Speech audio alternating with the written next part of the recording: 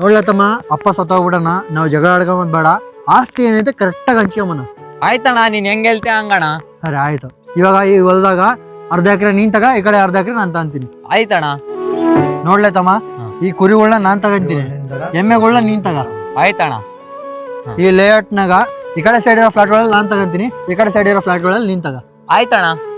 ನೋಡ್ಲತ್ತಮ್ಮ, ಇದು ಅಪ್ಪಂದು ಕೊನೆಯ ಆಸ್ತಿ ಗಾಡಿ. ಈ ಗಾಡಿನ ಮನೆಗೆ ದೊಡ್ಡವನ್ ನಾನು, ಈ ಗಾಡಿ ನಾನು ಇಟ್ಕೊಂತೀನಿ. ಇಲ್ಲ ಅಣ್ಣ, ನಾನ್ ಇಟ್ಕೊಂತೀನಿ ಬಂಡಿ ಅದು. ಮನೆಗ್ ಸಣ್ಣನು, ತಮ್ಮ ಇದ್ದಂಗಿರೋ ಗಾಡಿ ನನಗ್ ಬೇಕು, ನಾನು ಇಟ್ಕೊಂತೀನಿ. ಮನೆಗೆ ದೊಡ್ಡವನು. ಇಲ್ಲ ಅಣ್ಣ, ನನಗ್ ಬೇಕು ಬಂಡಿ ಅದು. ಎಲ್ಲ ಆಸ್ತಿ ಕರೆಕ್ಟ್ ಮಾಡಿನ ಇಲ್ಲ, ಇದೊಂದು ಮನೆಗೆ ದೊಡ್ಡವನು ನನಗ್ ಬೇಕಿದು. ಯಾಕೆ ರಾಮಣ್ಣ ಭೀಮಣ್ಣ ಜಗಳ ಆಡಕತ್ತೀರಿ ಇಬ್ರು? ನೋಡೋಣ, ನಾವು ಅಪ್ಪಂದು ಕೊನೆ ಆಸ್ತಿ ಇದು ಗಾಡಿ, ಮನೆಗೆ ದೊಡ್ಡವನು, ನಾನು ಇಟ್ಕೊಂತೀನಿ ಅಂತಂದ್ರೆ ಇವ್ನಿಗೆ ಬೇಕಂತ. ಅಲ್ಲ ರಾಮಣ್ಣ, ಇದು ಗಾಡಿ ನಿಮ್ಮ ಅಪ್ಪನ ಕೊಲೆ ಆಸ್ತಿ ಅಂತಿ, ಮತ್ತೆ ಅವನು ಅರ್ಥ ಮಾಡ್ಕ ರಾಮಣ್ಣ. ಸಾರಿ ಅಣ್ಣ ಇರ್ಲಣ್ಣ, ನನಗೆ ಅರ್ಥ ಆಯ್ತು. ಸರಿ ಇಲ್ಲ ತಮ್ಮ, ನೀನೇ ತಗ ಗಾಡಿನ.